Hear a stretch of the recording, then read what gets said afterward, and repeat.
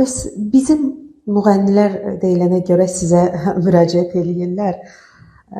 Daha çox isə xanım müğənnilər, qadın müğənnilərin müraciət elədiyi deyilir. Onlar adətən nəyə görə müraciət eləyirlər? Yəni əsas istəkləri nə olur? Bilirsiniz necədir? Çox təəssüf ki, müğənnilərlə bağlı adətən onları maraqlandıran o tez-tez nəzər olur və yaxud da ki, kimsə hansısa show biznesdəki rəqibləri onlara cadu eləyirlər. Ən çox bununla bağlıdır suallar. Daha sonra övladlarıdır.